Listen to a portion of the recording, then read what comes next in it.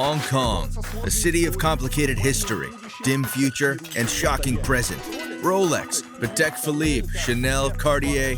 We turn the corner, and here's a ghetto and poverty. My friends, I decided to start my Hong Kong video with the Monster Building. The locals call it that not only for its size, but also for its horrid design. The building has 5 interconnected towers. Each has plenty of ridiculous balconies of various colors and sizes. In the 1960s, it was a municipal housing for the poor. Back then, the population of Hong Kong grew sharply. First, mainland China refugees arrived here fleeing from the Reds. Before that, Hong Kong had a baby boom period. As a result, during the 1950s and 60s, the island's population amounted to 3 million. Against the 1940s, it increased twice. The government decided to construct such buildings with tiny apartments. The cheap apartments were supposed to give shelters to at least 1 million Hong Kongers. Take a look at the Monster Building. Almost every window marks a tiny apartment. Just imagine how many people live in the buildings. You know, firstly, it was built as municipal housing for people with low income. In the rest of the world, such houses tend to grow worse, to deteriorate. Its crime rate increases. They become filthy and unsafe. But look at Hong Kong entrance halls. They're nice and clean. They look tidy and neat. Tourists come here. The building's not getting any worse. On the contrary, due to the tourists and its ill fame, the building gains new value. A nice coffee shop opened here. They get new shops too. Some tourists rent apartments here to spend a night and fully understand the lifestyle of a tiny Hong Kong apartment. That's an interesting house. In fact, there are lots of such houses in Hong Kong. This one is famous due to its design and to tourists making impressive photos here.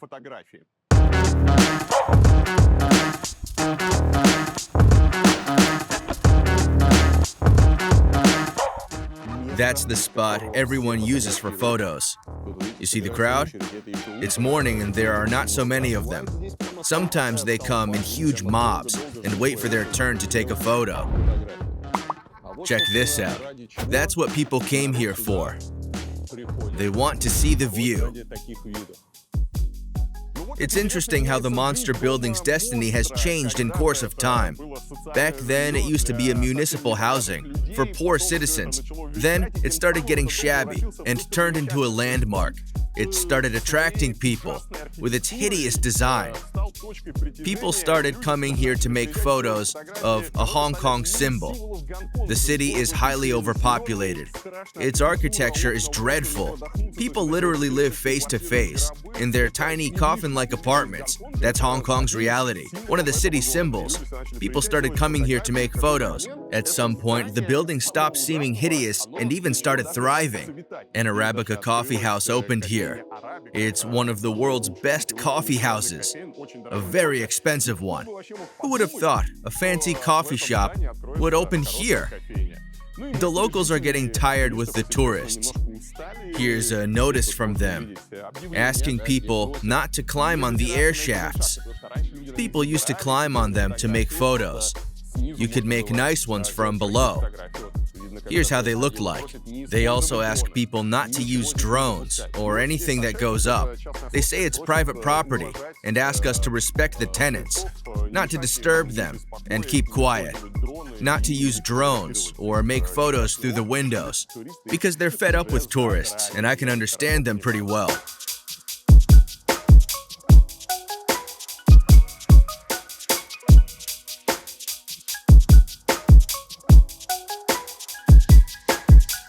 Let's try turning the corner. It looks nice because someone threw out their garbage and plants grew up on it. Amazing. Here are the buildings. They put containers in the courtyard. Amazing life's going on here. Ladders, trash bins, old air conditioners, houses, and more houses. Those are Hong Kong backstreets. I can't see the sky. The backstreets are picturesque. When you look up, you see ACs and cables. It smells like burning. What do we have here? Ground floor shops. Here's the entrance.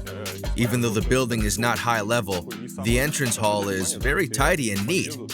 No dirt, no garbage. They obviously take care of the building. It smells like incense. Here's a laundry on the ground floor. This laundry has a manager, but there are also 24/7 automatic ones.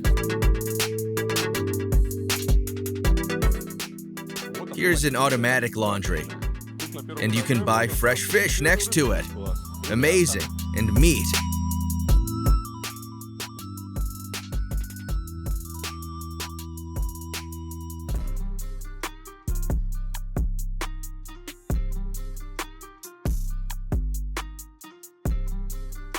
One of the ground floor shops has paper shirts for sale, together with an iPhone 14.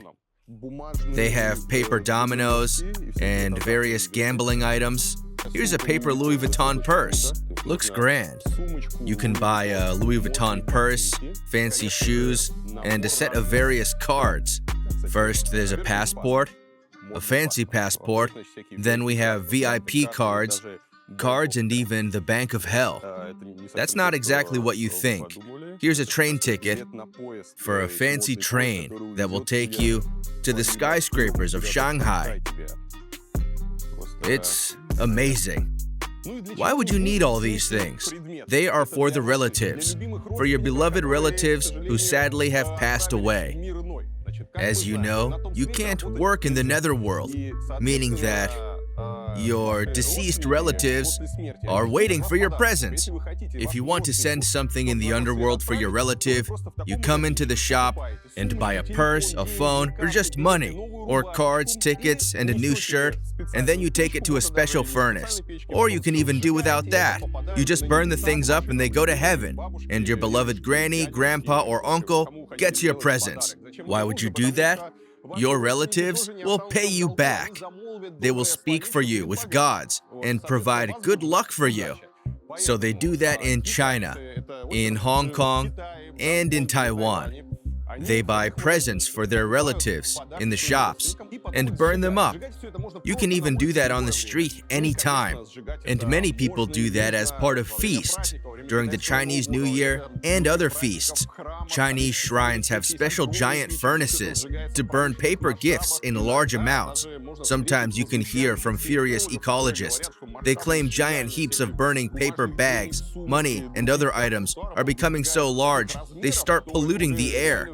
During feasts, cities are shrouded with smoke because people lavish their relatives with gifts, hoping they speak for them with the gods and provide good luck for them on the earth.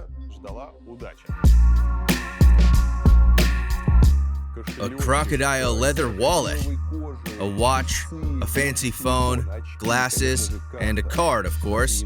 Well, it's a snake leather wallet. Yes, a marvelous kit. It's expensive, yes. And clothes, shirts. Here's a Burberry purse. We had a Louis Vuitton, and now it's... Check out the fashion Dior. A fake purse. A paper version of a fake purse. A wide range we have here. You can buy everything right here in the courtyard. Check this out. You can even buy booze or beer. Here's paper beer or Gucci shoes and a purse. They're rather expensive, by the way. You can buy a Porsche. Hold on. You can even buy friends. Yeah, you want to buy home? Paper meal in a paper thing. You can feed them. The main item is money. They have it here. Yeah, this is something more traditional. I mean, the most traditional would be these. What are these? Paper money. Yeah, traditional ancient paper money. But then people realize, like banknotes, modern banknotes looks like this. Sky and Earth Corporation Limited. You see, those are the money. Here are shoes. Or you can buy a 3-story house with ACs. An interesting point about money. The simplest present for your deceased relatives is the money. Money may differ, and banks may differ.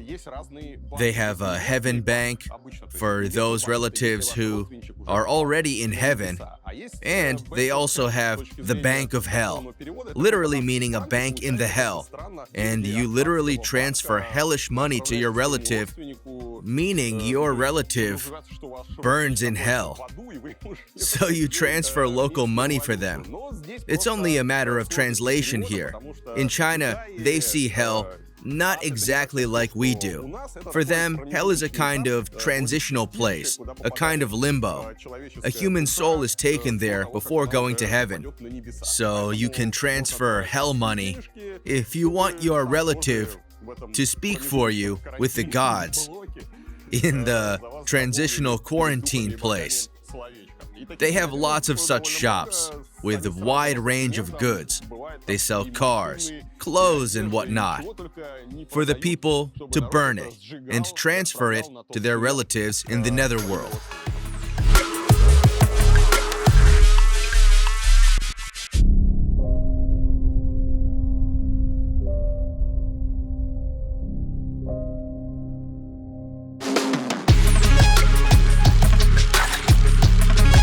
I'm afraid of looking upwards. Well, not exactly afraid. The scene looks nice. It's good for photos, but that's it. The fronts are filthy with the local climate.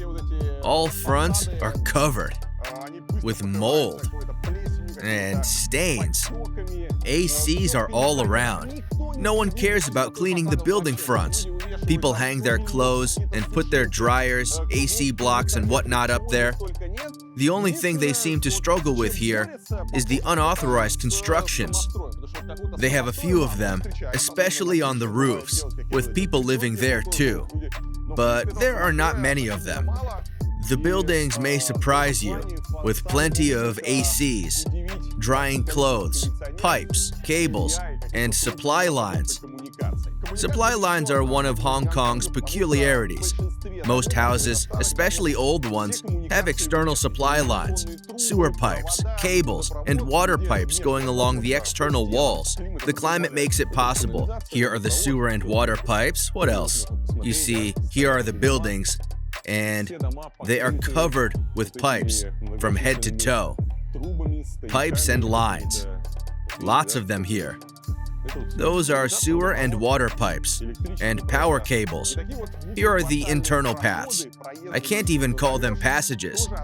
They are also a Hong Kong feature, the narrow passages inside overbuilt quarters. People can ride through them on bikes only. They mostly dry their clothes here. Here are the back doors of the ground floor shops and cafes, water tanks and AC blocks, service rooms. Some of the passages look rather peculiar. This one is at least clear. Some are completely dark. Here, take a look at the counters. So many pipes. Each apartment has a separate water pipe and a separate counter. Here's plenty of water pipes. They go along the hall and end up in the apartments. That's a truly peculiar feature. I would say I've never seen anything like this before. Anything like Hong Kong's system. Hong Kong is incredibly concentrated. It's a kind of urban architectural syrup. Everything's like 10 times denser, higher, and dirtier than it should be. I have no idea how they live here. I can spend a week here at most. After that, I want to run away somewhere in a forest with no huge skyscrapers around, with no houses or AC blocks dripping on my head. When you get tired of all that, you don't really have to run away. Hong Kong is actually very leafy. The most part of it is taken by natural areas. There are lots of paths and no buildings. If you look at the satellite map, you'll see Hong Kong is very leafy. It has beaches, its citizens go hiking and ride their bicycles. If you want to get away from the skyscrapers, you don't have to leave the city. Hong Kong is still one of the world's most densely populated cities. Its population density is third highest in the world. Not all of its territory is inhabited. Only 7% of Hong Kong are occupied with houses. Many people have to huddle in tiny rooms, with no opportunity to stand tall. The rooms are called coffins or cages. They are made from ordinary apartments. Say, an apartment of 40 square meters can be divided into 20 coffin-like rooms, 10 rooms on the lower level and 10 rooms right above them. The cages are parted with boards. According to the latest data, nearly 200,000 people live in the tiny apartments.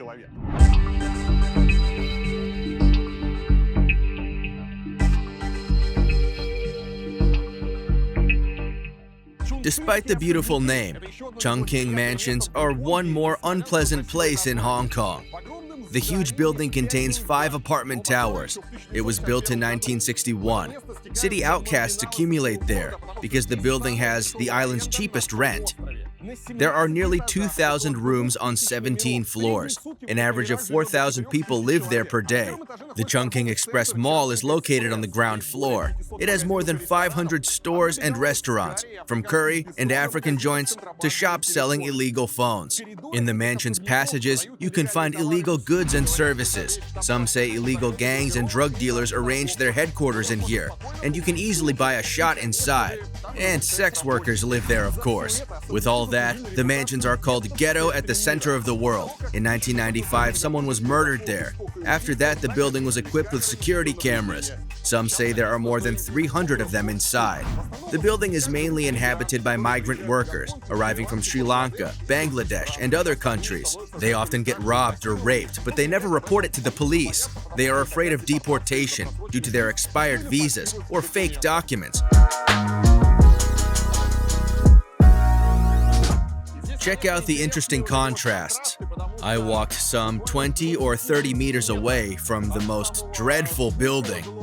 And here are the Chanel stores, fancy malls, a Sheraton hotel, something wealthy and rich. And the extension over here belongs to the dangerous and wretched mansions. And it stretches further. There are 5 huge buildings in the middle of the block. Let's try entering it from the other side and roam around the building. You usually walk along the street, along the fancy shops, unaware of the things hidden in dark passages. You dive in here, leaving Dior, Prada, and Chanel behind, and you see the amazing apartment blocks with criminals and migrant workers. And the cheapest rooms you can find. The building is entwined in cables and resembles a kind of plant. You know, there are greenhouses fully covered in vines. The building is covered with ACs, supply lines, and pipes. All supply lines are external. There are many cables, wires, and ACs. They look like a kind of plants. The scene is hard to believe in. It's the last thing you'd expect to find here. A building overgrown with cables, garbage, and stuff. Okay, I'd say it's tidy in here. Those are rat traps, devices for catching rats. They fix it here, a rat runs inside, and wham! The rat's gone. Well, it stays inside, and then they cook it somewhere, I guess. That's the ghetto at the center of the world.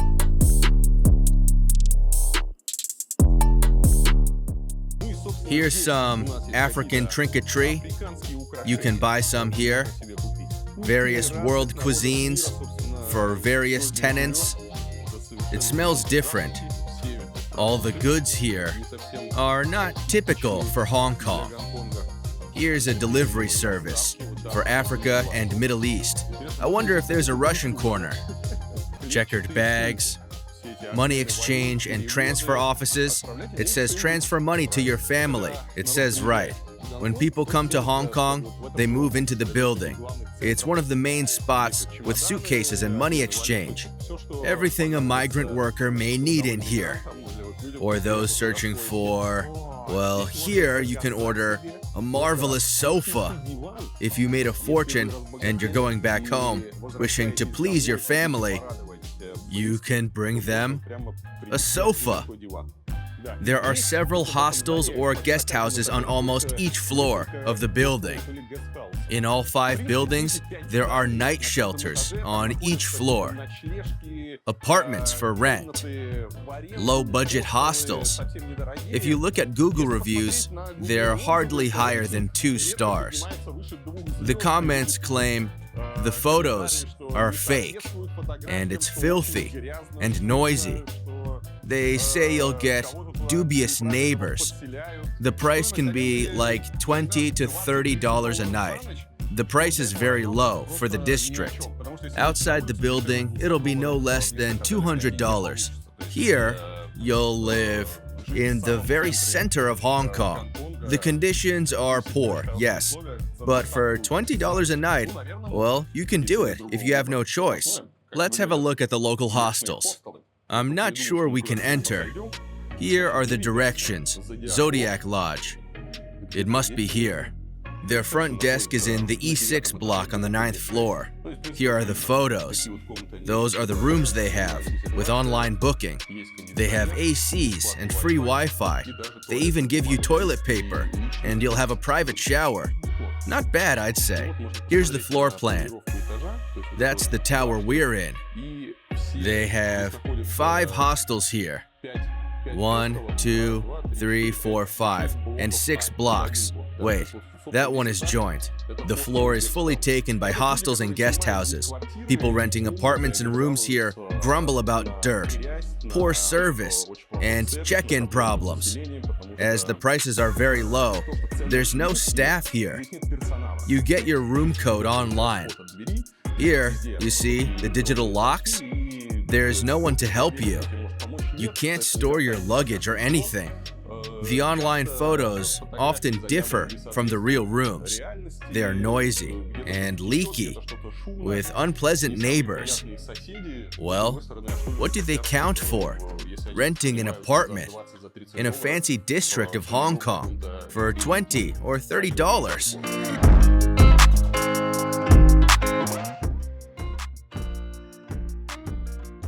Army lives in Hong Kong and works as a guide. He told me about the peculiar district the Chungking mansions are located in. Now we're in Samchepo, so Samchepo is known for poverty, okay? I wonder if you can tell, but if you've been to Central, it's all different from here because, these are all grassroots folks, they wear flip-flops, for example. And, it's quite a poor place, and obviously, these buildings are old, and because of Hong Kong's crazy the property price, many people are living in these small apartments. And not only are they living in the small apartments, they are also living in subdivided units. Okay, so today we're gonna see that for sure. But that's not the only thing that makes this place famous locally. It's a very grassroots place. That means we have a lot of really down-to-earth restaurants here. So for example, if you are into food, then you can find a lot of food on that street. You can find roast goose, for example, which is a Cantonese classic. A lot of noodles. And what else is this one? Okay, this shop is the mecca for people who love electronics and video games. So it's cheap. You can find many tiny stores, but of course you have to squeeze inside the maze. Delving out in and out of these small alley to find what you need. Yeah. So quite a few things again. Poverty, electronics, poor people. That means Samchepo is very cyberpunk. Okay. So, we don't know this word, but, foreigners like you, nowadays you're online, you learn about steampunk, cyberpunk, and then you will realize Samchepo is the most cyberpunk place. So a lot of video makers or photographers will come here to take the videos, and to, see the contrast, old buildings, water dripping from upstairs, and in the pool people walking, and the Chinese characters, of course, right? So this is pretty much it. So I guess today we can, walk around to give you a bit of orientation, and then we'll head on to the subdivided unit to see, what it is like for poor people to live in Hong Kong. This area, back in the old days, before, I would say, before 90s or even 80s, this area was full of all this fabric store, all this, supply for making garments. Because, during the 60s, 70s, and 80s, Hong Kong was was enjoying the heydays of manufacturing. So a lot of factories, even the international one, like designer brands, they run the business here. I mean, they have their factories here. So like Burberry, you know, all this Gucci Prada, the chances are they have the garment made here in Hong Kong. So this is why this neighborhood was still later on you will see many shops that sell, for example, zippers, like fabric, for example. Yep. So back in the old days, a lot of thrift store they did sell like quality garments, but nowadays they're selling cheaper ones. That means they are made in China.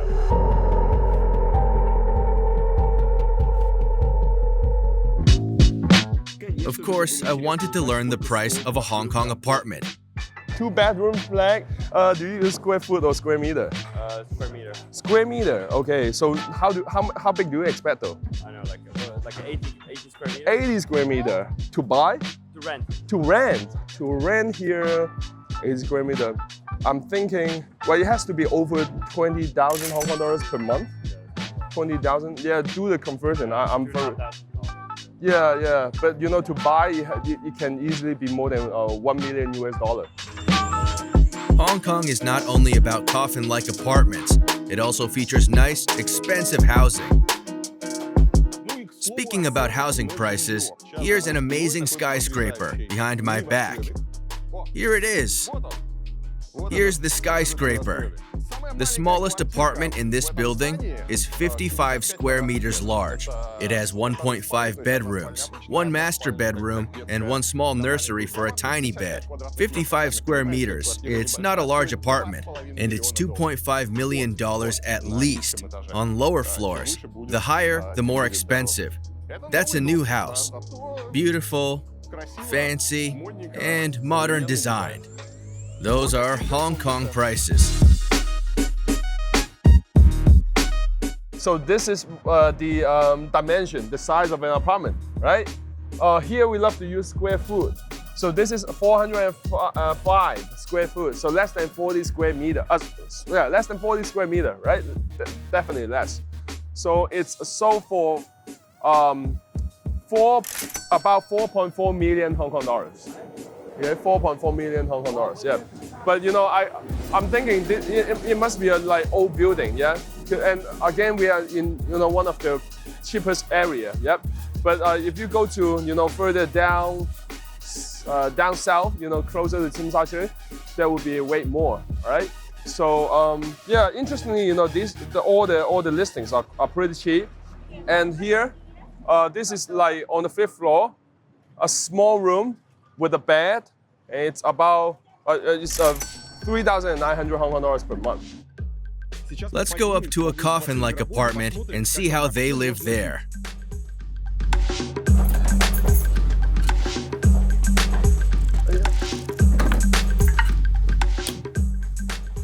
Typical units where grassroots people live. How many people live here? Can be 1, can be 4. Again, this is not a real place, but it's pretty close to reality. But I would say it's still not as worse as a real place where people do live in it, because we don't have as many clothes. If you come on in, you'll see there's a pantry at the corner, because people they try to save money by preparing their own meal, right? But say this is a functioning kitchen, then there will be a lot more like pots, pans, different sort of grocery. This is what we call the cage house, because a long time ago, the refugees from mainland China, when they arrived in Hong Kong, they they have nothing with them, right? They could only get some small jobs at this business, and then find a place to stay overnight. So they have to share small space with many other strangers, But they didn't have their own room, so they would have to make sure that they can secure themselves. So that's why they came up with the cage room, But of course you can imagine, what if there's a fire, right? Yeah. Then that would be barbecue, So that's horrible. And now it's not as common, definitely, It's more common, I think, back in the 60s, 70s, But it's nowadays what we have is this one for sure, subdivided units, And how much is rent for this? The rent, I'm thinking about 6,000 Hong Kong dollars per month. By the way, I can show you this photo book. So this book is taken. It consists of the works of a local photographer, and he's very socially conscious. So he worked with an NGO to take pictures of people who suffer living in this kind of environment. So this is, like I said, it can be a family living in a place like this. And again, you see a lot more stuff. Yeah, always bunk bed. Yeah, 2 decks. So this is how they live. For example, this one. Oh my gosh. Yeah. This is the whole room, yeah? Well, Kitchen and bathroom. kitchen and bathroom and laundry, and yeah. I don't think people do live there, but it's more like a common area, yeah, for everyone, yeah. Yeah, toilet, just one store, yeah. Go check out. A meter on your right. It's small. I have to bend down to enter it. Here you can see how many people live on the floor, according to the counters.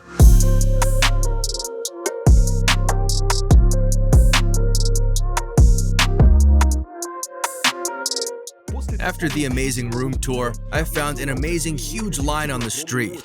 Their goal was obviously not a new iPhone. Something exciting is going on here. All those people are standing to get some odd oil. Maybe it's cheap or even free. Someone is handing it out over there. Then they run over here and resell it to some dealers swarming next to the line. You see them? The dealers buy that. Then they get back in the line, buy the oil again, and come back to the dealers, and so on. The process goes on endlessly. The woman in black is the slyest one. She has a giant suitcase, and she uses it to buy everything from everyone. I've never seen anything like this before. That looks fascinating. They shove the chunks right into her suitcase. I've just discovered a new economy right here. So all these old people, they are lining up, to go into that building, right? Go up to, I guess, the first floor, if not the second, and there's a wholesale store in there selling the oil, the medicinal oil, for 50 each, okay? So they buy 2, so they spend $100, but they sell it for 120. So that means, after each loop they earn $20. Yeah, but that lady just bought it from the collectors, yeah, for 120, okay? So, she's not selling it, she just want to, use it, yeah, like for her and family. It's amazing story. After the medical oil ladies, I crossed the street to see the wonderful things over there. There's a drug dealing spot. Let me remind you, drugs are evil. This is what I love, a very old-fashioned building. I guess it's built in the 20s or 30s last century. Yeah, you see, yeah, exactly, the yellow pillars. Yeah, yeah, this is what happened back when the population wasn't that high and the government encouraged people to, enjoy more space, free space upstairs, as long as they provide shelter for pedestrians on the floor, on the street. And another thing that is disappearing is the game center. This is all old-fashioned. You walk in, you smell the, like exhaust from all the smokers, for decades. Yeah, but nowadays they are not doing much business. What I know is, they are kind of like a drug dealing center. Yeah, so Drug, what kind of drugs? I'm not sure. I guess weed. I guess LSD. I don't know. Yeah, but Weed is illegal here. no, not legal. Yeah, but I've noticed more and more people are doing it. But they either go to the drug dealers or the drug dealer, like drive a car. Sometimes taxi, easier. But I've seen people, like going in, pick up something and go. Yeah. So this is not really for gaming business. Yeah. People just walk in, like use a duct tape, put a bag under some machine and then go, yep. After that, I went through long stall lines. There you can buy various stuff, from paper to batteries. Hold on, is it music for flash drives? Here you can buy flash drives containing karaoke music. It's convenient to have everything at hand for those without a card reader. After that, I went to the local market. A kind of huge calamari. Oh yeah, cuttlefish. Various calamaris.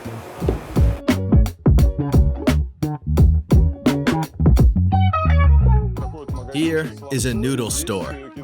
They have dozens of noodles here. They sell it in bulk. In the end of the room, they cook the noodles. Here, they produce their noodles. Everything's covered in flour. Some bags hanging up there. Incredibly picturesque place. Here, they hang the noodles.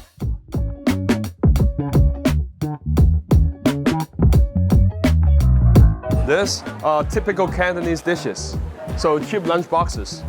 Different sort of meat. We have the fish, we have the chicken wings, obviously, and meatballs. And this is pork blood. Yeah, pork blood. What is it? Chocolate? No, blood curd. Yeah, blood. Yeah, duck head. The tripe, beef, the cow stomach, intestine, and the goose. You know what this is? This? Yeah, lotus root. Ah, lotus root. Yeah, lotus. And this? This is Zucchini? no, yeah, something like that, but huge.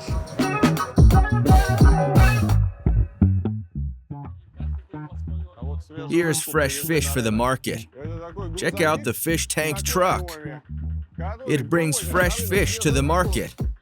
The guys put it on the cart and take it to the stalls. The market has a food court. Let's see what it looks like. Whoa, looks like a domino hall for old players in America. That's how the restaurant looks like. They prepare it right here and wash it on the floor. But everything looks tidy. It smells good. It looks fine. Those are kettles over there. I better tell you right here, and then we walk around and you can check out what people eat, because I don't want to point at their food. Okay, so normally Hong Kong people, we're weird. We love processed food. Okay, we love instant noodles with the processed ham, you know, maybe the fried egg. That would be the most fresh food we have for breakfast, and you know, two thin slices of toast, and milk tea or lemon tea. Yeah, so that's, you know, the basic combination. How much, for example, lunch or breakfast here? How much? Yeah. For each person? Yeah. For breakfast, I think, you know, somewhere between 30 something Hong Kong dollars to 40 something, yeah, inflation. And for lunch will be 40 something to 60 something, depending on what you order. Check this out. You can add beer to your lunch. There's beer promos on the walls. The local beer costs $25. Ho Garden is $45.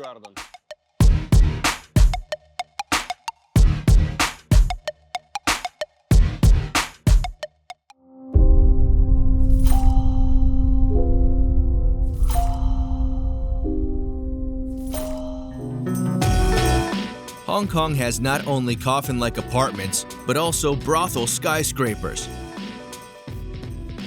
There's one more peculiar building in Hong Kong's Causeway Bay district. It's a 22-story building with 18 floors taken by brothels. The passages are often pink lit and decorated with mirrors and garlands. The doors have signs saying, "Please wait, I'm busy," or rather, "Please come in." There are lots of stickers in the passages depicting Japanese-style erotic. The doors often have lists of prohibitions pinned on them. Say you can't bring scissors, knives, cameras, and backpacks into the room. Sex trade is legal in Hong Kong, but you must obey the rule of one woman, one room. It means you can spend your time in a room with only one woman and she will have no pimp, meaning she gets her money directly and has no agent. This way, Hong Kong government makes sure the women feel safe. Of course, there are many ways to ignore the law. Say, massage parlors and special service bars bypass the rules. The government estimates the quantity of Hong Kong sex workers is at more than 100,000.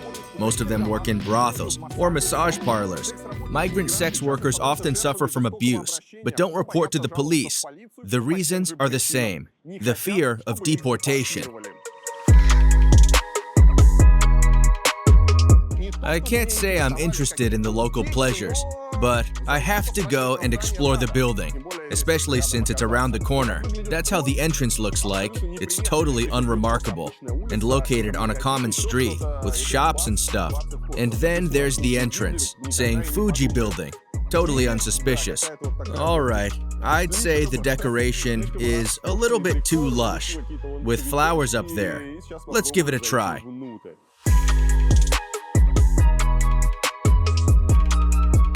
Here are the stairs. Each floor has several rooms. Wait, it's kind of littered. Well, that's how it looks like. There are lots of cameras inside and signs prohibiting filming, but there's no security or anything. I spent around 10 minutes inside, just roaming around, and I saw no one. There are various rooms with various signs. Some have stickers on, and everywhere, all around me. On elevators, on the stairs, on the doors, there are signs like no filming, no photos, or no cameras, with penalty threats. I'm not sure about the prohibitions and the penalties. I guess they meant you mustn't film sex workers or their clients. It's morning and the building is empty. No one paid any attention to me. I was very careful with my camera. I just walked around the floors, trying not to attract attention, because I'm not sure about the possible penalties in case I get spotted. But there really are no people, no security, no pimps to keep the order. It's surprising. The place is weird. If you have no clue of it, you'll just pass it by. It's a plain building, one of the common filthy skyscrapers. Hong Kong has dozens or hundreds of them, but it's a brothel for those who know it. Here's Paradise Massage.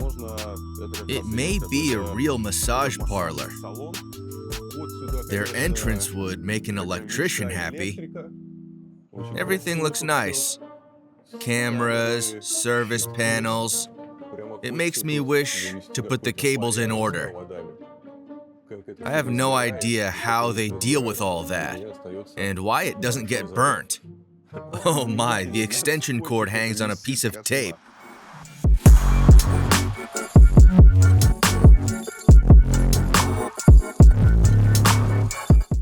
As I said, Hong Kong went through a baby boom from the 1950s to the 1970s. Lots of Chinese citizens fled from the communists across the Shenzhen border. In the 1950s, up to 100,000 people arrived to Hong Kong in a month. As a result, from 500,000 to 2 million Chinese citizens arrived on the island.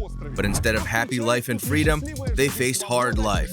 Many migrants had to settle in slums and refugee labor camps. Some didn't even get that opportunity. The government was afraid of overpopulating the island and refused to give shelters to many of them. There was not enough food, and many refugees died of exhaustion and hunger. I'm in Shek Kip Mei slums. Back then, Chinese migrants lived here, but then the slums were destroyed in a fire, and the refugees were left homeless and without their last savings. After that, Hong Kong government decided to build municipal houses as a shelter for the homeless refugees. In Hong Kong, you never know where your path takes you in the end. Here are some cages with kitchens inside. They must cook something delicious in the kettles, but there's no one here now. Here's a green corner. Those are fish tanks. Someone breeds fish here.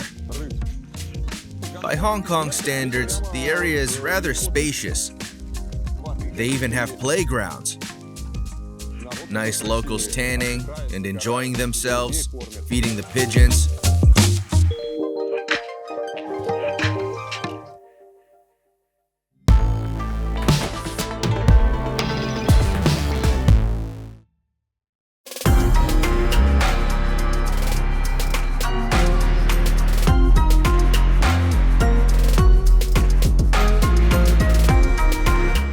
My friends, I'm in a district that was built back in colonial Hong Kong. Here, I want to tell you about the period during which Hong Kong was not a part of modern China yet. It was the British who coined the name Hong Kong. The local name for the area meant fragrant harbor. In Cantonese, it sounds like Huang Gong. The British turned the phrase into the name Hong Kong. They arrived here in the middle of the 19th century and used the area as a boat harbor. In 1842, Great Britain purchased the island and built a seaport on it. For a long time, Hong Kong was economically backward, say, compared to Shanghai. In 1849, Hong Kong went through the influx of Chinese migrants. They arrived on the island after gold mining during the California Gold Rush. They brought not only money, but also the wish to develop business. In 1898, Great Britain added new territories to Hong Kong. It leased them from China for 99 years. When the Sino-Japanese War started in 1937, thousands of Chinese fled to Hong Kong again. Back then, the island population amounted to more than 1.5 million people. In December 1941, during the Pearl Harbor strike, Japan also attacked Hong Kong and occupied it. Many locals got arrested. Others became homeless with nothing to eat. By the end of the war, the island's population reduced to 600,000 people. The power went back to Britain. In 1982, Britain wanted to prolong the lease for new Hong Kong territories, but they didn't reach an agreement. The idea of retaining Hong Kong without the territories seemed too complicated and troublesome. As a result, in 1997, Hong Kong was declared a special administrative region to the People's Republic of China.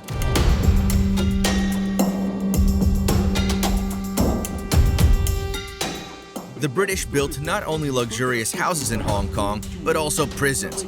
The first one opened in 1841. It was the Victoria Prison. Particularly rowdy convicts were punished by hunger and sent to forced labor camps in Australia. In the 1970s, Victoria Prison was the center of transition and repatriation for Vietnamese refugees.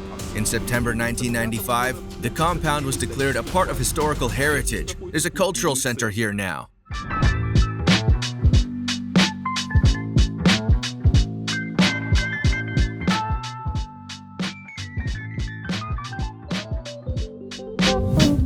Here is the old Hong Kong. Of course, Hong Kong is not only about skyscrapers, dust, dirt, and odd design. It also has wonderful historical areas. Here's an ex-police office behind my back. It was built in 1919, and the opposite building served as a prison. Very convenient. Now, both police office and prison are no longer here. Instead, there's a fancy art project with cafes, stores, and exhibition halls. Everything world hipsters love. There are lots of such areas across the globe. They are no surprise. You may also explore the prison and take a look at the cells. Let's find out what the life of the convicts was like. It doesn't look like a prison anymore. Someone's taking a photo. I'll pass them quickly. Here are the prison buildings. I'm entering the building containing prison cells. They're open for visitors. Nice of them to save the history. Here's the inside of the prison. Both the landings and the cells are very small. Here's the compound plan. That's how it looked like. Here are the prison blocks. It all looks modern now, but they put new buildings up over there. But back then, that's how it looked back then. The prison was located over there. It was built back in the 19th century. The conditions were truly horrible. The cells are terribly narrow. It's like 4 square meters, or even less. It's a single cell, with uniform and stuff. In fact, it could contain up to 3 prisoners. They didn't have toilets or anything. Only 2 buckets, a red one and a yellow one. You can guess what each one of them was for. They didn't have anything except for the bunk bed. The toilet is rather fancy. You may say, "Look, Ilya, here's a fine toilet." But that one was for the warders. Here, the plate says, Victoria Prison did not have wet cells for prisoners. The toilet was reserved for warders. The warders did have a toilet. Now here are the hipsters making fancy photos. That's a peculiar place where you don't feel the noise and fuss of Hong Kong. If you ever visit the city, try dropping in here. You may spend a couple of hours here, having a snack or drinking a coffee, while enjoying the exhibitions, both historical and modern ones. There are lots of interesting things to do, and it's a good example of saving and restoring historical buildings. and creating new points of attraction.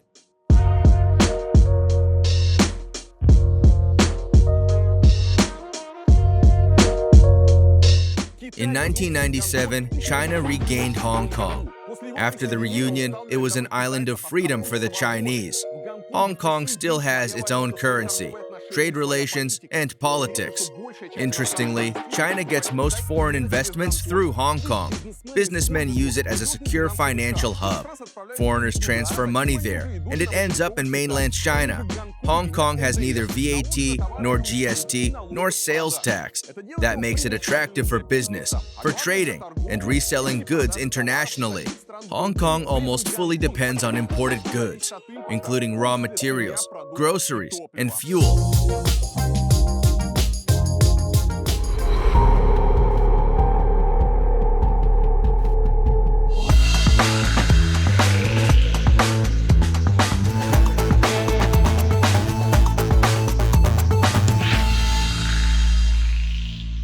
Speaking of Hong Kong as a financial center, I must mention money. The local currency is the Hong Kong dollar. In the local language, it sounds like yinzhi, which means silver paper.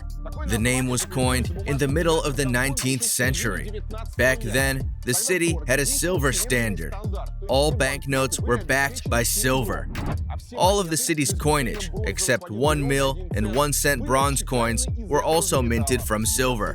Later, the silver standard was abolished, but the name remained. In Hong Kong, banknotes are not issued by a central bank, but there are 3 commercial ones. The first one is HSBC, and I'm here now. Other 2 are Bank of China and Standard Chartered Bank. The Central Bank of Hong Kong issues banknotes too, but only $10 ones as well as all kinds of coins. As the banknotes are issued by various entities, they feature different design. Say, each bank prints headquarters images on their banknotes. One of them, namely HSBC, is the largest bank not only in Hong Kong, but also in the Asia-Pacific region. Its name HSBC means the Hong Kong and Shanghai Banking Corporation. It was founded in British Hong Kong in 1865. From its very opening, the bank had subsidized international trading of tea, silk, cotton, sugar, and silver. By the end of the 19th century, it was the Far East stock market leader, featuring offices in London, Singapore, Japan, and Thailand. Till the end of the 20th century, Hong Kong office was the head of the bank group. In 1991, the head office moved to London. The bank is currently considered one of the largest in Europe, even though it was founded here in Hong Kong.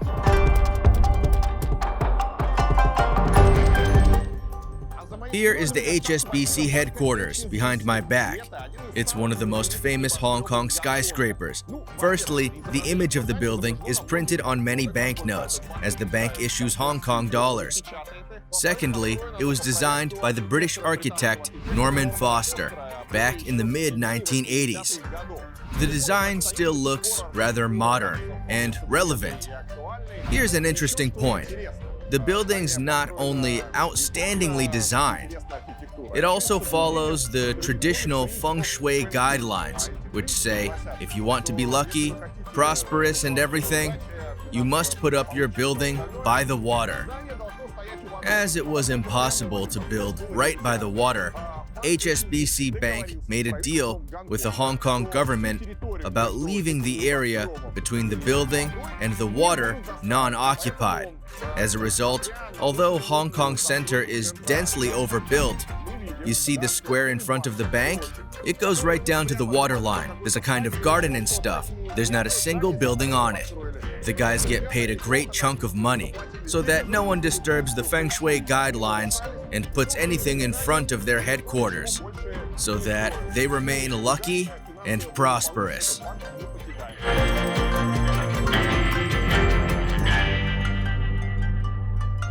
One more peculiar skyscraper appeared right next to HSBC and the Bank of China headquarters. The building is new, and it's not finished yet. It looks almost done, but fit-out works are still in progress. The new skyscraper was designed by Zaha Hadid Architects. The 36-story building has a peculiar design. The architects say they were inspired by the image of lotus on Hong Kong's flag. The design of the building is supposed to represent the flower buds. It looks truly outstanding. The building is very beautiful. It's also famous for being the world's most expensive skyscraper. Well, actually, the patch of ground it stands on is the most expensive one. The developer purchased it for 726,000 British pounds sterling per 1 square meter. It's the world's highest price, and the skyscraper is also the most expensive one in the world. Let's come closer and have a look at its design.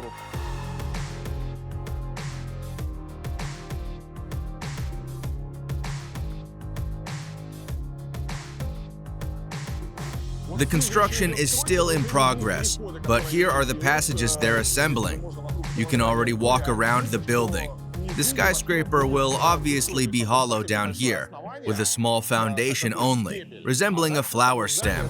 The building itself represents a giant glass flower bud of Hong Kong lotus.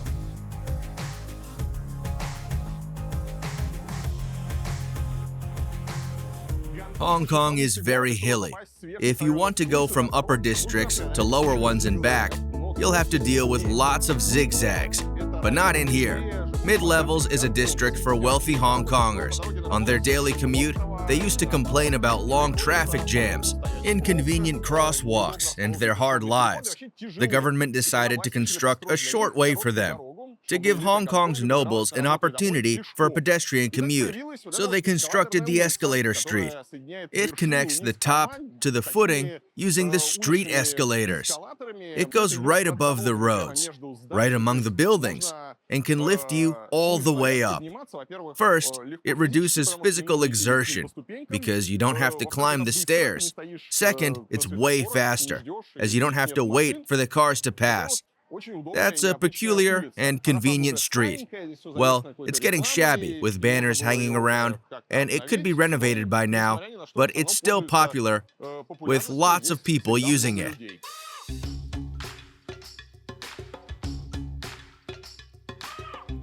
Here's how the escalator street looks at night, with happy people going up, as they don't have to climb on foot. And here, look at those nice decorations. Stars, garlands, flowers, and silly ads. It looks pretty nice. You walk along and check this out. The thing goes right above the streets. Down there, I see the narrow pavement, passages, cars, indistinct zigzags with winding paths, and I'm walking right above them on a kind of air bridges. They also have elevators. You can go up to the upper street. It's very convenient. And then you go farther up. Here's a map of the street. It goes... The area is called mid-levels, a wealthy one. The escalator street is marked with blue. It starts from Central Station. It's called Hong Kong Central, and it leads you all the way up. That's another elevated street. It's more fresh. It goes to the World Trade Center. Here, you can see it also has lower and upper levels.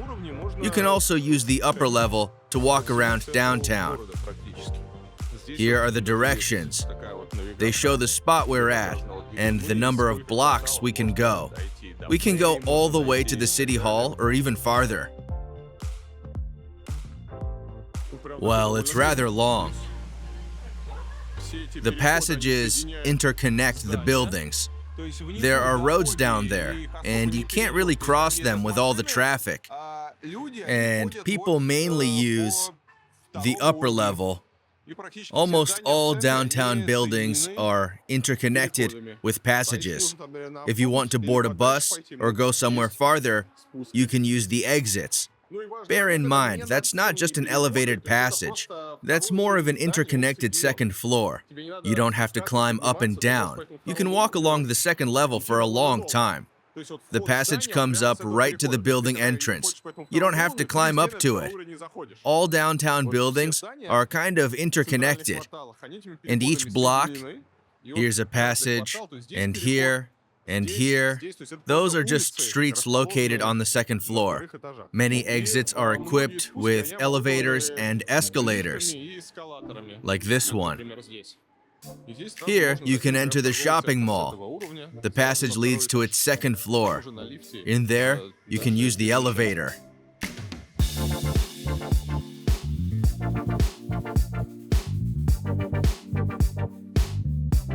Hong Kong has not only elevated streets, but also underground ones. In some areas, you can go a long way underground and come out in a totally unexpected area. Long areas are equipped with travelators. Here's the station, and the underground path leads over here, or even here. A whole net of underground streets.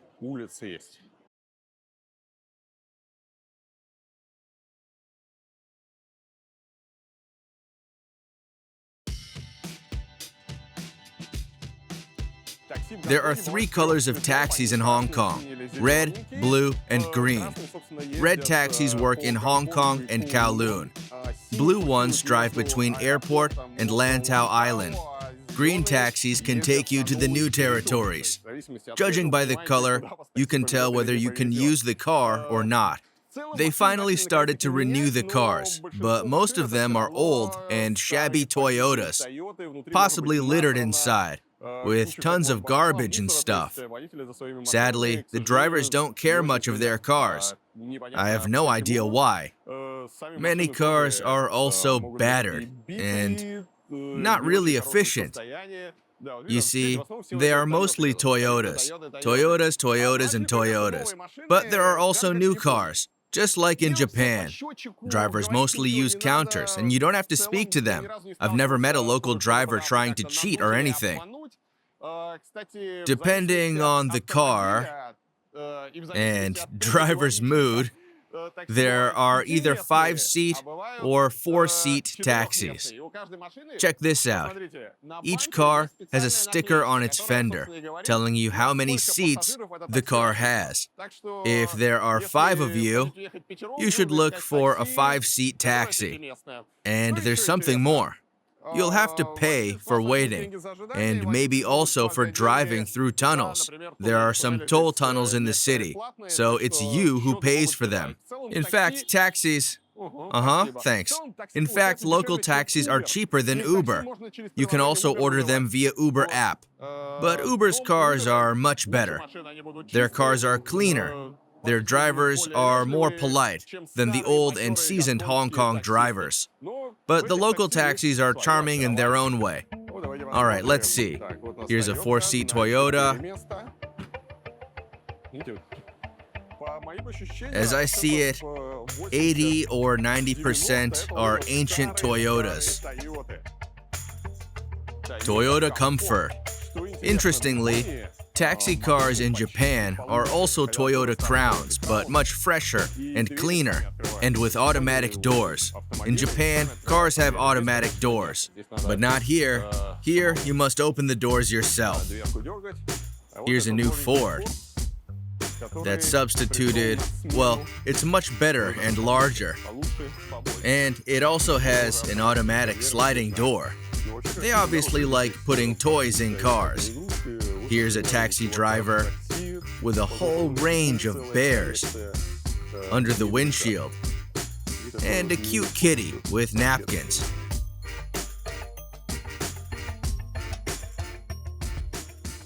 As you may already know, China refused to ratify the Convention on Road Traffic, so your foreign license is not valid in China, and you can hardly meet cars with foreign plates, except in several frontier areas. But what about Hong Kong citizens? On the one hand, it's a special administrative region of China. On the other hand, they have separate license plates and can't actually use them in China. Here you can see cars featuring several license plates, a Hong Kong and a Chinese one. They use a quota system. It was established several years back. The Chinese introduced special quotas for getting Chinese plates. You may get them in Guangdong province. It's the nearest one to Hong Kong. The cities of Guangzhou and Shenzhen are located there. 5,500 quota plates were issued in 2019. 5,000 of them were given to Hong Kongers. 500 were issued for the Chinese. If I'm not mistaken, you can't use a double plate everywhere in China, except in Guangdong province. One more interesting point. Before you get such a plate, you must pay taxes to Guangdong for 3 years, no less than 100,000 yuan. That's why only expensive cars have such plates. Maybe they belong to some Hong Kong Chinese businessmen, with their businesses located in Guangdong. They may have the opportunity to get such plates and drive from China to Hong Kong and back. Most Hong Kongers are not allowed to drive to China in their cars. Here's a G-Wagon with double plates. The blue one is for China, another one is for Hong Kong. Hong Kong is located on more than 200 islands. The main ones are Hong Kong Island, the business center of the city, and Kowloon, the most populated part of Hong Kong. The famous Star Ferry cruises between them. It has an interesting history. It started working in 1888. Before that, people used boats to cross the bay.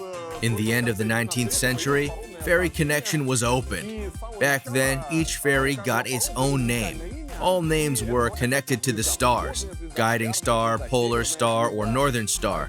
The tradition's still here. Each ferry has a unique name. Say, this one is called Flickering Star. It just brought me from Kowloon to Hong Kong. Now 12 ferries cruise here. And even though you can use underground, car, and train tunnels and go either on subway or in a car, people still love the ferries and gladly use them. The ticket is 5 Hong Kong dollars. It's rather cheap. They still look rather authentic, just like double-deck trams. It's a kind of transport historical attraction. They don't replace them and still use the retro ferries. If you visit Hong Kong, give them a try. I'm impressed. It also has a lower deck. You see? There's a lower deck. We're on the upper deck, and it's not the only one. Can we go down? It's an old one, a retro one. Here's the upper deck and the lower deck. And a shade. It's upstairs, I guess. Look, there's a star. Even the seats are starred. Hey, we're setting off. That's fast.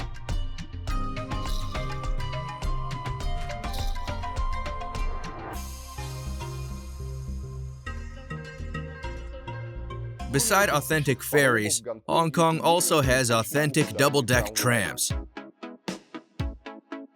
Hong Kong trams started working back in 1904, 5 years after Moscow trams. The city was spreading out, the population increased, and people needed public transport, so they constructed tram rails. First, all trams were single-deck and had first-class and lower-class cars. They differed in price, design, and capacity.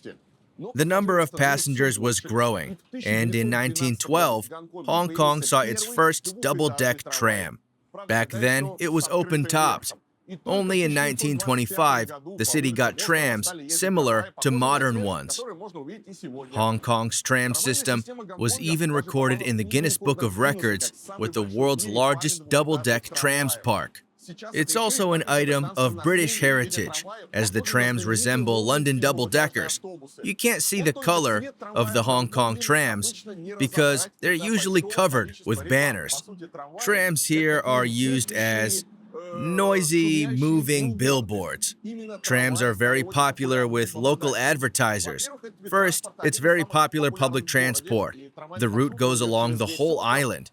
The tickets are rather cheap, and everyone loves the trams. Adult ticket is only $3, and for kids, it's only 1 Hong Kong dollar. On top of that, the trams move very slowly, making the banners noticeable for everyone. According to statistics, nearly 80% of Hong Kong's population notice the banners. In 2021, the tram system ads earned more than $14 million US.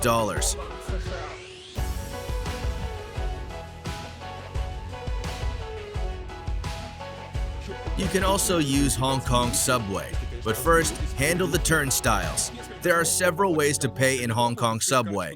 You can buy a one-trip ticket, or you can use a travel card. You can pay with a QR code, via Alipay or WeChat if you have arrived from China and you have the apps. Or you can also pay with your bank card using Visa contactless payment. They introduced the super technology that other cities have introduced long ago.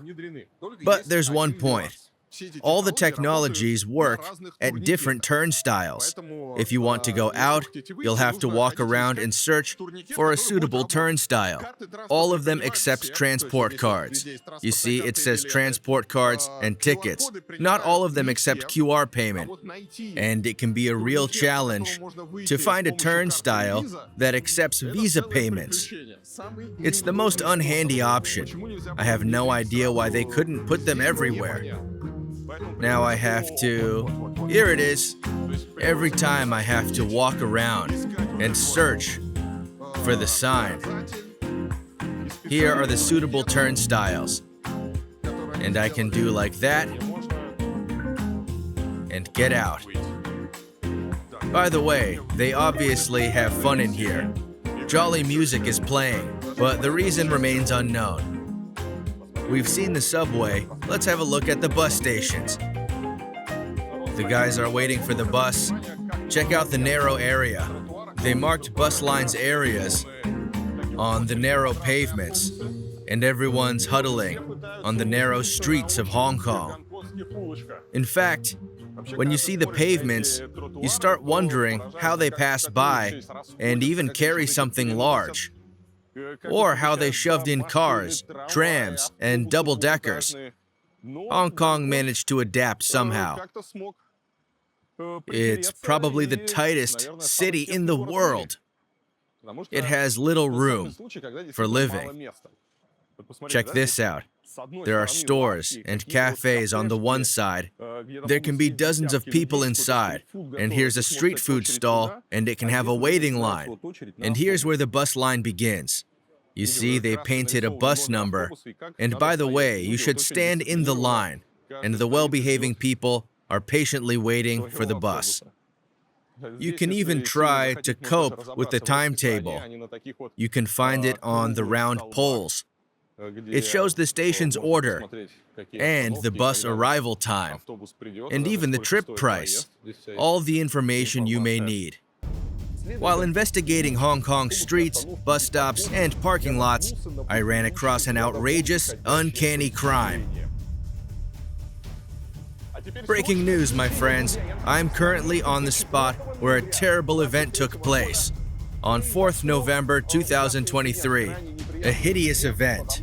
Right here, next to the store, a dog crapped on the pavement, even though the owner put up a sign prohibiting crapping. That was a terrible blow for the store owner. He wanted the world to know that. He covered the store with security camera shots. They show a black dog who did that at 4:47 p.m. It crouched down right here and left a pile of dog crap. Now it's a local landmark. The guy put signs begging not to crap here, but the dog openly ignored them. Its owner was obviously a foreigner, carrying a coffee cup and a shopper bag. The situation is pretty clear. He came to visit Hong Kong, and his dog stopped here and left its mark. It's a kind of crime scene. The store owner can't forget it. It's just terrible. People from all over the world come here to see the spot where the dog crapped on 4th November. Let's leave the crap alone and take a look at wonderful things. We are in Bohemian District with street artworks, including famous artists' masterpieces. Jack Wills decorated a house here. Here are his two works. One of them is up there. I'm not sure I can see it well, as it's created really high. And here's another piece. Jack Wills is an artist who works with plaster coating. He uses drills and various tools. His works are always well-shaped and prominent. We've seen beautiful street art in fancy neighborhoods. What about the Hong Kong bums? Here's an underground passage with people sleeping down here. It's not like they're having a nap here. They have real sleeping places. You see, there's plenty of water and drying clothes. They obviously live here. No one tries to chase them away. The main sign says no smoking. If you don't smoke, you can live in the passage. Hong Kong's an expensive city. You can earn some money through plastic recycling. Almost each mall has recycling machines inside. Here are the recycling machines. You get money for recycling transferred either to your transport card or to Alipay system. Not so much. A bottle costs 10 cents. You can recycle your bottles here and get 10 cents for each one. He put 9 bottles inside and he'll get 90 cents, transferred to his transport card. Here you can get money to Alipay or to transport card, or you can give it to charity. Let's say I have nothing. It won't give us money. What does donation 1 mean? Here it shows the process. They send it somewhere. I love this thing. It's a good idea to transfer money to the transport card. I've never seen anything like that. Say, in Finland, when you use such machines at stores, you get coupons to use at the same store. Here, they transfer it to transport cards, and that seems useful. Here's a machine in a shopping mall. Here, you can give food to charity. I saw machines where you can leave clothes to charity, but I've never seen charity food machines. But the food should be properly packed and long-lasting. It ends up going to the needy, in case you have some pasta, canned food, cookies, or anything left. Anything long-lasting and properly packed, then you can take it here, and it will go to those who truly need it. You are welcome to donate rice, cereals, biscuits, milk powder, canned food. Not accepted goods are frozen and chilled food that need a fridge, food in damaged packing, glass containers, and expired food. You have to tap your octopus to open the port. Maximum weight is 40 kilos. Check out the elevator. It's going down, and the screen shows who's inside. If someone dares litter the elevator, I will see that. It's handy. Be careful in Hong Kong elevators. Big Brother is watching you.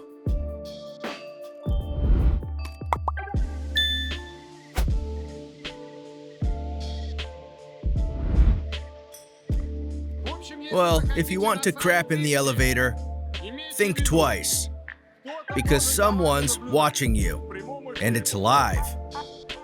The same with kisses, love, and pleasures. It's a 5-minute descent and everything.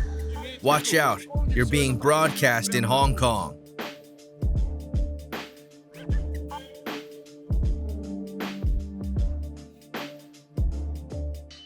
There's another kind of life in Hong Kong, completely different from the noisy business areas. Say, you can find rather dangerous old ladies under the downtown bridge. They may seem nice at first sight, but in fact, they are into witchery.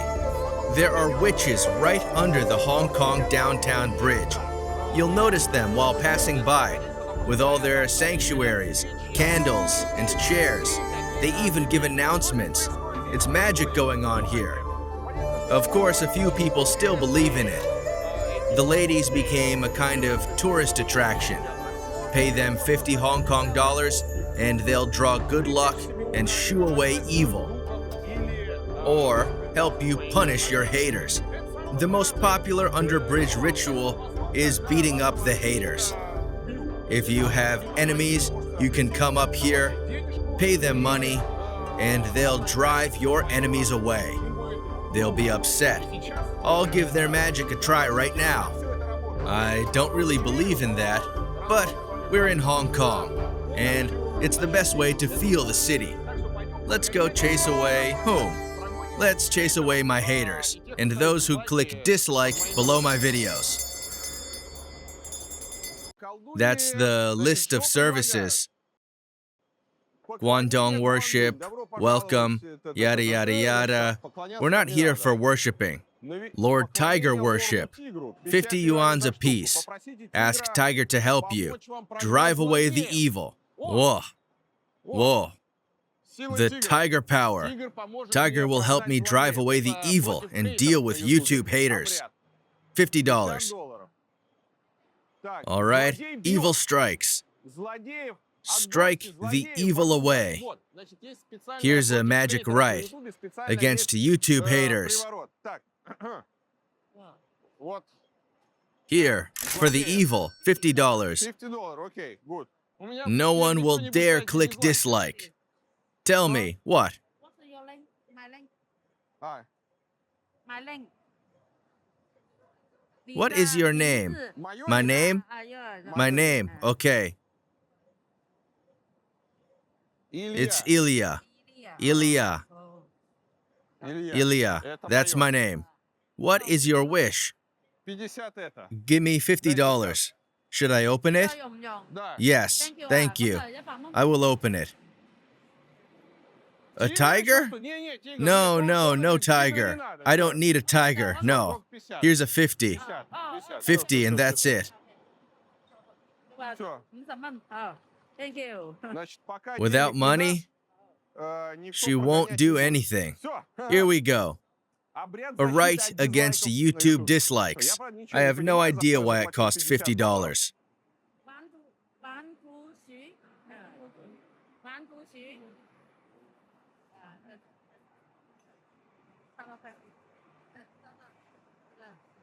Here, okay. Okay, all right. We put stinky sticks in. Okay, fine. Now I have to...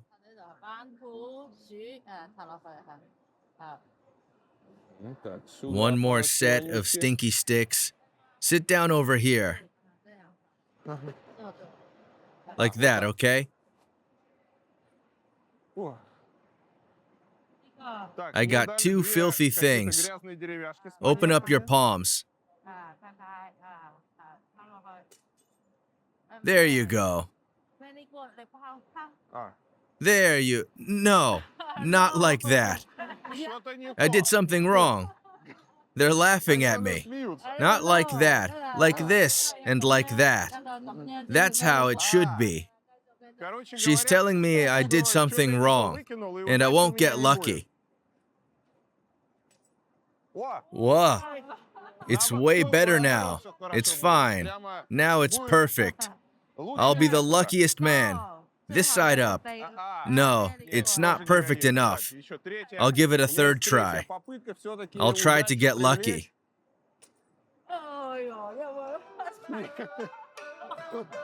Bad people did that to you. I brushed it with my hand. I mustn't do that.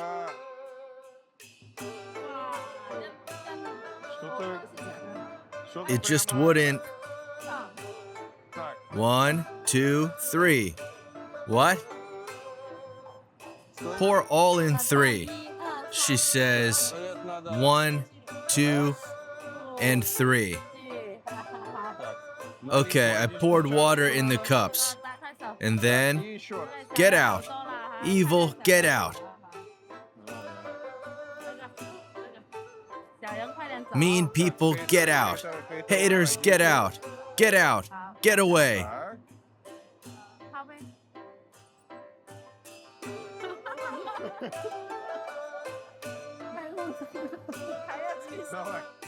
I'm cleaning it out. She says I have too many haters. I must make one of them fall face up and another one face down. They wouldn't do that. Very good. I did that. I did that. Perfect. You'll get tons of money. She says I'll have money, but my haters won't get any. I'll get good comments and lots of likes. You did well. The result is like unbelievable. I'm jealous of myself, my friends. Those are my haters. Here. No haters anymore. Don't get up. I'm driving out mean people. Open up your palms. Here, I'm driving them away. All for those who click dislike and write bad comments. Evil people, get away. Here, I brushed them off. That's it? Show them. Come on. Get away, you haters.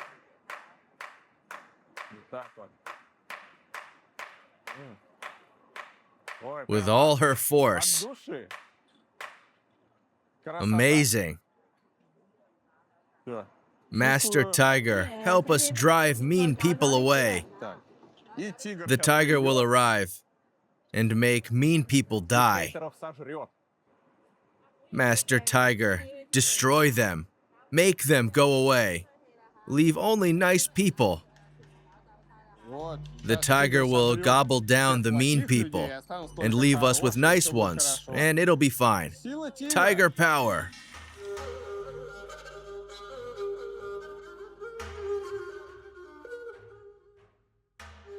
I met those two witches only. In fact, there are many of them. Look at the covered sanctuaries. They must be taking a nap. The witches can not only beat up the haters, but also make a conspiracy for luck, especially for those going to a casino.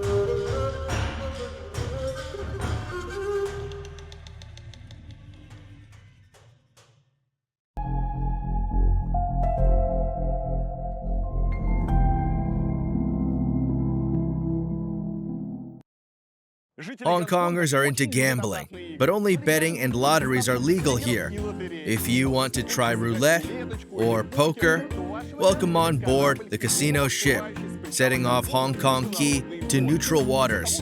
As Hong Kong's gambling market is limited, the illegal one is thriving. The total sum of money Hong Kongers leave at illegal bookmakers is more than hundreds of billions of dollars annually. During the 2014 FIFA World Cup, Hong Kong police confiscated more than $96 million in bills and cash. After internet era began, illegal gambling websites became popular. At least 230,000 locals spend time there monthly. Hong Kong floating casinos gained popularity after Xi Jinping's 2012 anti-corruption campaign, during which gambling in Macau was prohibited for statesmen and governmental official managers. By 2013, there were 8 gambling boats in Hong Kong. Many are operated by triads, the local mafia. This is a very lively local park, not very big, but you see people playing different types of activities here. But I guess the gentlemen over there, the older gentlemen there, they are playing chess, Chinese chess, and chances are they are gambling. Yeah. So chess, they can play chess. Gambling. It's legal. Yeah? It's legal. I mean, gambling is not legal. So if police come along and they will have to pretend, okay, we're just watching. Yeah, but chances are they are gambling on it. Yeah, they're betting. Yeah. So over there, the crowd. And as I know, there is some types of ships, casino ships. That you can buy ticket and play somewhere in the sea. Yeah. If you leave the water domain of Hong Kong, then it will be legal to gamble. Yeah, but we don't. So people use it, yeah. We don't have. We have horse racing. We have football, gambling. These two are legal, but we don't have a casino. Okay. Yeah. You have casino in Macau.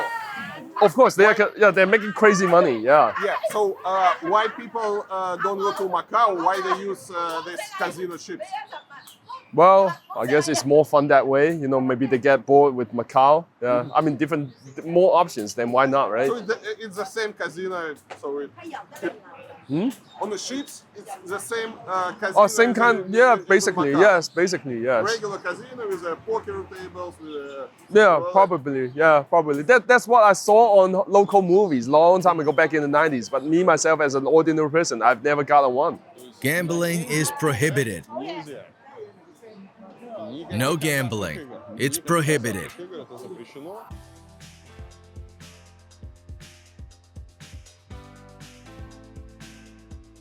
My friends, if you want to buy alcohol in Hong Kong, make sure it was not bottled in a local cellar. The local fake booze market is one of the largest in the world. You can find fraud, even in auctions. Customs Service run regular raids in Hong Kong. In September 2023, 230 bottles of counterfeit booze were confiscated from stores for nearly $340,000 US.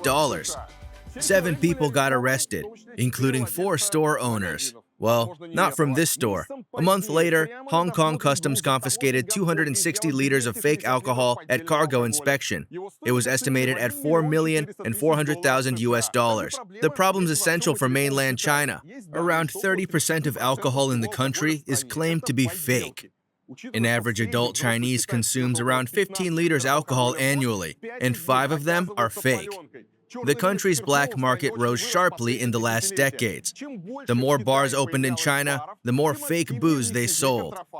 Some distill booze illegally, right in their bathrooms, and some even put high-quality stickers on cheap bottles. Your visit to a fancy, expensive restaurant or store doesn't guarantee you fine alcohol. Some managers don't even know they sell counterfeit. They get fake booze from their vendors. You can recognize a genuine bottle by the foreign stamp of an official supplier. But many criminals also forge them smartly. Not being a professional expert or a Hong Kong customs employee, you can hardly tell apart fake and genuine alcohol. Counterfeit trade is illegal in China. In Hong Kong, it's punished with $500,000 US fine and up to 5 years confinement. In mainland China, you can even be sentenced to life imprisonment. Some reckless locals keep selling fake alcohol, not only in China, but also abroad. In 2015, a Chinese smuggler was sentenced to 10 years imprisonment in California. He earned nearly $20 million with fake booze trading. He distilled it in his kitchen, poured it into properly marked bottles, and sold it to billionaires and significant businessmen. On top of that, his visa was expired for 10 years. After he serves his sentence, he'll be deported back to China.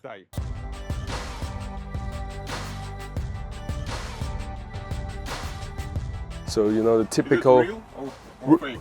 Real. I mean, they're cheap. We don't sell... we don't sell cheap fake wine. So these are the rice wine, you know, typical Chinese, but in Hong Kong they are not very popular. They're more popular among the older generation. But what's special is we have, let me see. So for example, this is deer tail. Yeah, infusion, right? We put deer tail in the wine, you know, for infusion. So this is deer tendon. You know the tendon, yeah, of the muscle, yeah. And we have something like snake penis, for example. Okay, so this is rooster testicles. Yeah, in the wine, yeah. Rooster testicle, yeah. For you to perform better. And let me see. How strong is it? How strong is it? Let me see. Rooster testicle, which one? Oh, which one did I pick? This? No? No, oh, this one, yeah, sure. Let me see, 28%. Yeah, not like super strong. But, you know, of course, if we are to try this, for example, this is 60. 60. Yeah, so Chinese liquor can be quite strong. 60 something, which is just normal. And this is snakes. Yeah. So, 37, yeah. So it's like a vodka. Yeah. With taste of snake. Yeah. Now, let's visit Hong Kong suburbs. I'll do my best to show you real life in my videos. I arrived in a neighborhood called Tin Shui Wai. It's located next to the Chinese border, and tourists rarely visit it. Let's see Hong Kong for the locals. Once, Tin Shui Wai used to be a swampy patch of earth, sown with rice by Hong Kongers. In the 1980s, the ponds were filled in, and amazing skyscrapers were put up instead. Tin Shui Wai became Hong Kong's 8th city.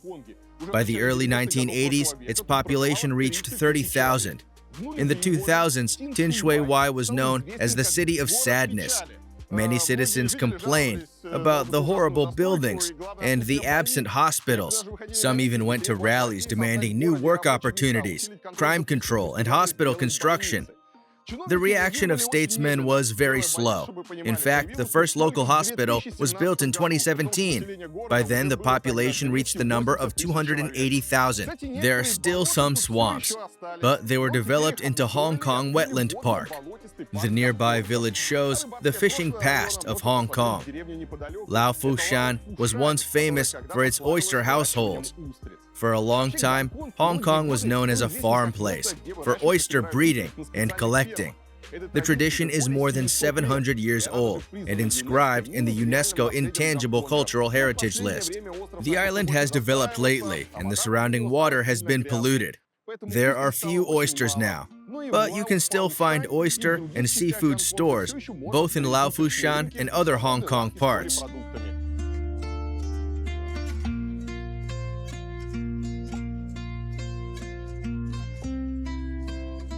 I'd say it's truly beautiful, the real life. People are sitting on the chairs, singing songs, drying their clothes, talking, gossiping, and playing dominoes. Kids are running around, throwing bikes into the river. Amazing.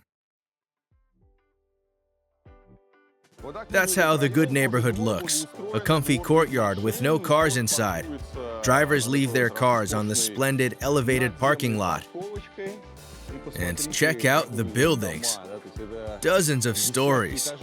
I can't even count how many stories there are. People are sorting out the garbage down there. Cardboard, metal, I have no idea where it came from.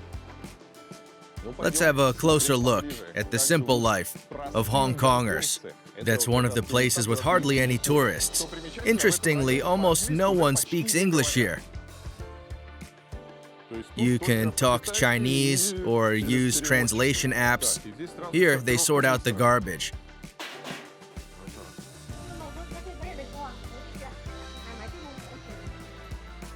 That's where the fun begins, with garbage sorting. Okay, let's take a look at the courtyard in the splendid neighborhood. It looks nice. They have rain sheds. You can go from one tower to another through them. Here are the stunning green benches. You can often see them in municipal neighborhoods.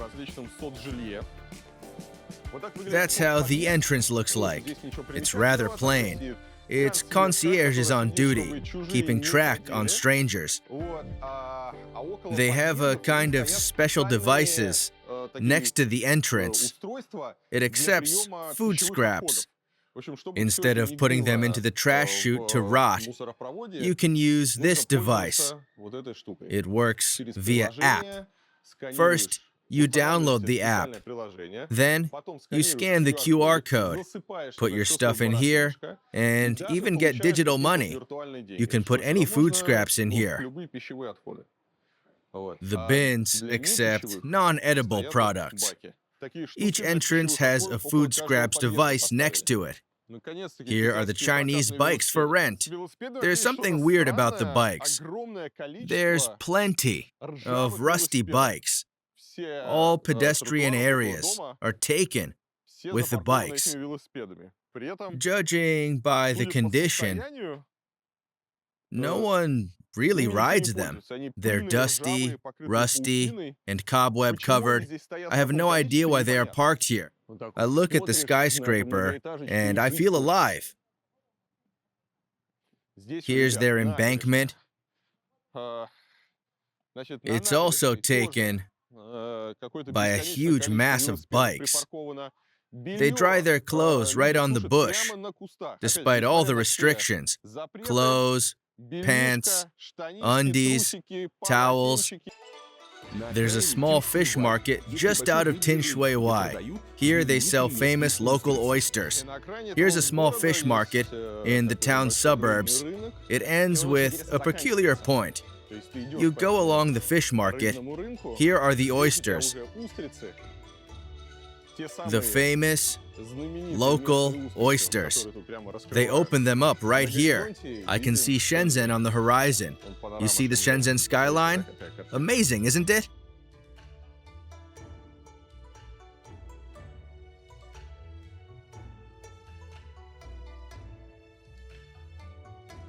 The production is rather simple. Here, they open them, then they rinse them in the water and put them in a jar full of seawater. And here is a jar of oysters.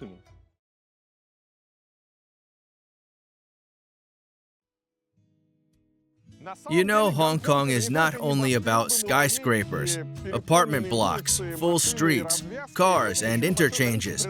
It's about lots of natural areas. The region is all about nature. Everything's covered in greenery, and buildings occupy less than 10% of Hong Kong's territory. If you look at the map, you'll see plenty of hills, mountains, and various beaches. There are both sand and stone beaches like this one. The locals love weekend hiking and walking with pets. Someone over there is diving off the boat. If you're a nature lover, you'll enjoy it here, especially in winter. It's not so hot, and it's a pleasure to walk along Hong Kong hills. In summer, it's not so pleasant, with 35 degrees Celsius, but some don't really care about the heat. Here are lots of islands.